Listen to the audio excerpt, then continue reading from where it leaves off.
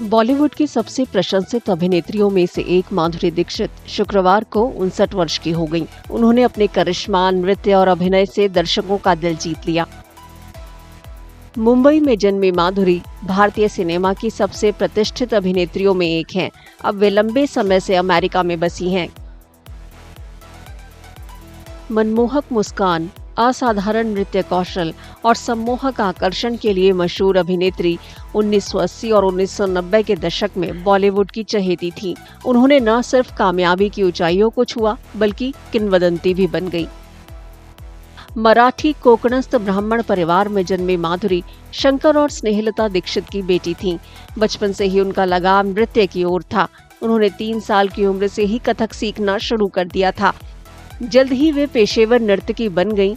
नृत्य के प्रति उनका जुनून उनके अभिनय के केंद्र में था।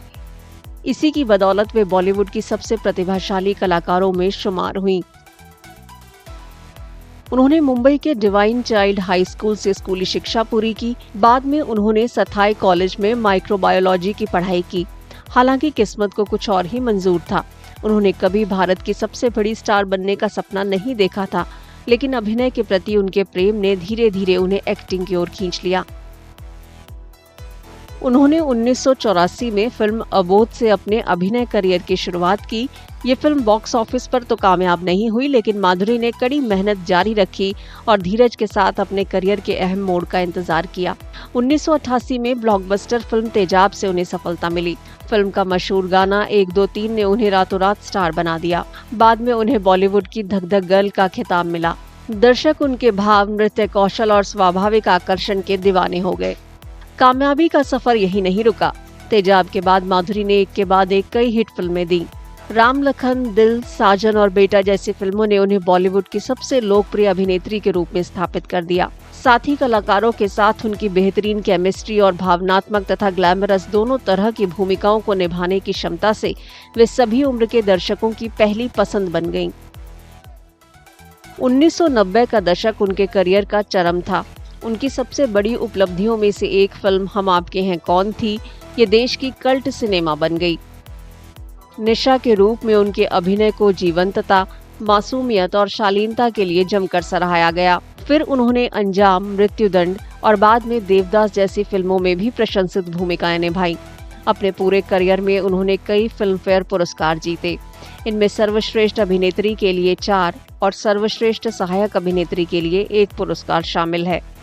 माधुरी को न सिर्फ उनके अभिनय के लिए बल्कि उनकी लाजवाब नृत्य प्रतिभा के लिए भी सराहा गया। धक धक करने लगा, चोली के पीछे और डोला रे डोला जैसे गाने सदाबहार बन गए। उनके भाव और शास्त्रीय नृत्य के प्रशिक्षण ने उनके प्रदर्शन को अनूठी शालीनता दी, जिसकी तारीफ हर किसी ने की। 1999 में माधुरी ने अमेरिका के हृदय रोग सर्जन डॉक्टर श्रीराम नेने से शादी कर ली। शादी के बाद वे अमेरिका चली गईं और अपने पारिवारिक जीवन पर ध्यान देने के लिए फिल्मों से विराम ले लिया। इस जोड़ी के 2 बेटे हैं, अरिन और रयान। वे बरसों पर्दे से दूर रहीं, लेकिन प्रशंसकों के बीच उनकी लोकप्रियता कम नहीं हुई। उन्होंने 2007 में फिल्म आजा नचले से वापसी की। बाद में वे डेढ़ इश्किया और टोटल धमाल जैसी फिल्मों में नजर आई। हाल में उन्होंने web series the fame game में भी अभिनय किया।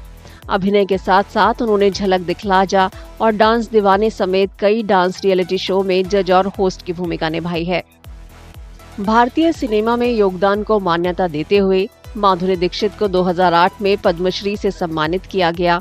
उद्योग में दशकों बिताने के बाद भी उनका नाम आज भी लोगों के दिलों में गूंजता है। वे अपनी गरिमा, प्रतिभा, अनुशासन और आकर्षण से लाखों लोगों को प्रेरित करती हैं। मुंबई की एक युवा कथक छात्रा से बॉलीवुड की सबसे बड़ी स्टार बनने तक का उनका सफर वाकई काबिले तारीफ है। दुनिया भर के प्रशंसक भाव, नृत्य और बॉलीवुड की अद्वितीय जादू की रानी को जन्मदिन की शुभकामनाएं दे रहे हैं। वे एक ऐसी आइकन हैं जो अमर हो चुकी हैं।